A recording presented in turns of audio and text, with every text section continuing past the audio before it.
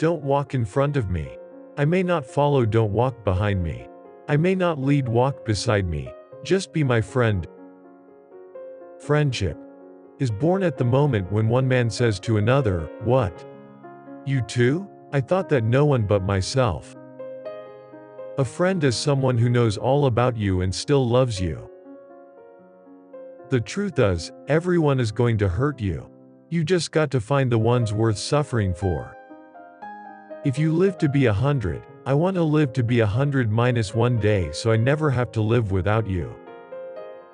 If I had a flower for every time I thought of you, I could walk through my garden forever. When someone loves you, the way they talk about you is different. You feel safe and comfortable. When we honestly ask ourselves which person in our lives mean the most to us, we often find that it is those who, instead of giving advice, solutions, or cures, have chosen rather to share our pain and touch our wounds with a warm and tender hand. The friend who can be silent with us in a moment of despair or confusion, who can stay with us in an hour of grief and bereavement, who can tolerate not knowing, not curing, not healing and face with us the reality of our powerlessness, that is a friend who cares. You are my best friend as well as my lover, and I do not know which side of you I enjoy the most. I treasure each side, just as I have treasured our life together. You can't stay in your corner of the forest waiting for others to come to you. You have to go to them sometimes. I think if I've learned anything about friendship, it's to hang in, stay connected, fight for them, and let them fight for you. Don't walk away, don't be distracted, don't be too busy or tired, don't take them for granted. Friends are part of the glue that holds life and faith together.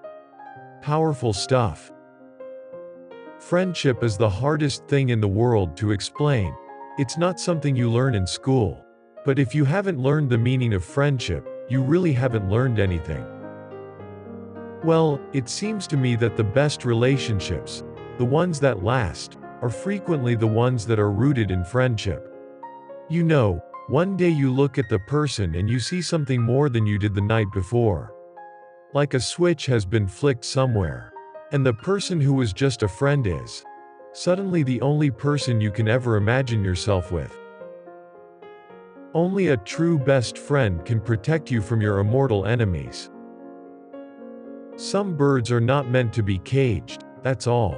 Their feathers are too bright, their songs too sweet and wild. So you let them go, or when you open the cage to feed them they somehow fly out past you. And the part of you that knows it was wrong to imprison them in the first place rejoices, but still, the place where you live is that much more drab and empty for their departure. The beginning of love is the will to let those we love be perfectly themselves, the resolution not to twist them to fit our own image. If in loving them we do not love what they are, but only their potential likeness to ourselves, then we do not love them. We only love the reflection of ourselves we find in them. If a man can possess a woman sexually really possess, he won't need to control her ideas, her opinions, her clothes, her friends, even her other lovers. Growing apart doesn't change the fact that for a long time we grew side by side. Our roots will always be tangled. I'm glad for that. The glory of friendship is not the outstretched hand, not the kindly smile, nor the joy of companionship. It is the spiritual inspiration that comes to one when you discover that someone else believes in you and is willing to trust you with a friendship. If you know someone who's depressed, please resolve never to ask them why.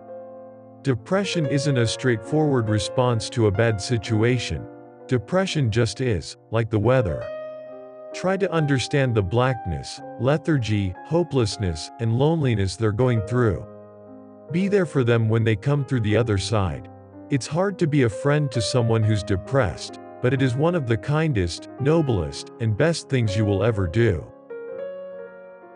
Friendship, my definition, is built on two things: respect and trust. Both elements have to be there.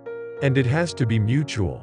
You can have respect for someone, but if you don't have trust, the friendship will crumble. I don't trust anybody. Not anybody. And the more that I care about someone, the more sure I am they're going to get tired of me and take off.